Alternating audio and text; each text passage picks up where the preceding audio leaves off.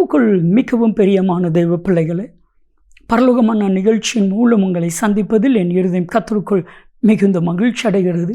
உங்கள் எல்லாரையும் இயேசு கிறிஸ்துவின் இன்ப நாமத்தினாலும் கிராஸ் டிவி ஊழியங்கள் சார்பாக என் அன்பின் வாழ்த்துக்கள்.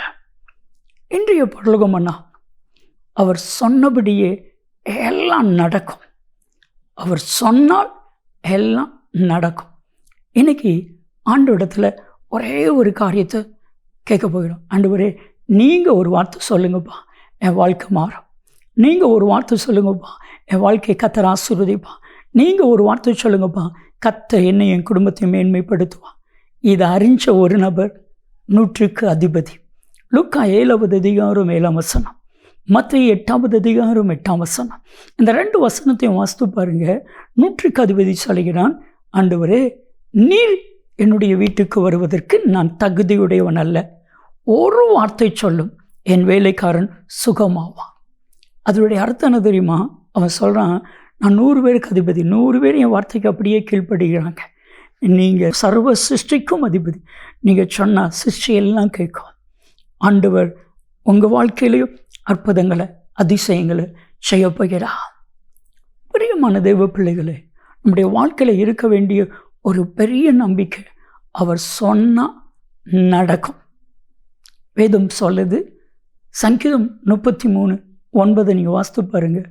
அவர் சொல்ல ஆகும், அவர் கட்டளையிட நிற்கும்.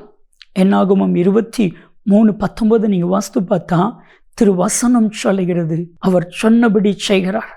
அவர் பொய் சொல்ல மனிதன் அல்ல, மனமாற மனுப்புத்தினும் அல்ல, சொல்லியும் செய்யாதிருப்பாரா.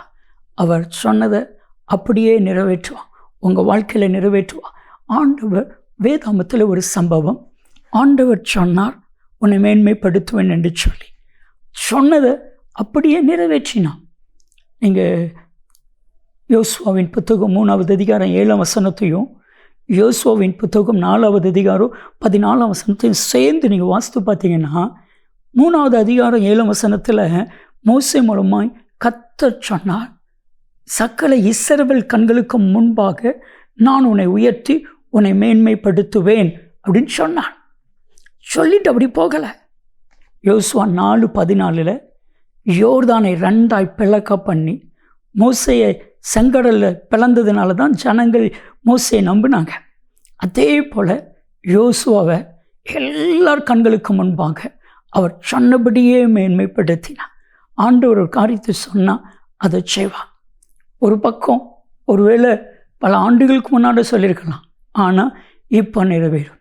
இப்போ சொல்கிறத இன்னும் ஒரு நாளில், இன்னும் ஒரு வாரத்தில், இன்னும் ஒரு மாதத்தில், இன்னும் ஒரு வருஷத்தில் அதை நிறைவேற்ற அவர் வல்லமையில் தேவனாக இருக்கிறார்.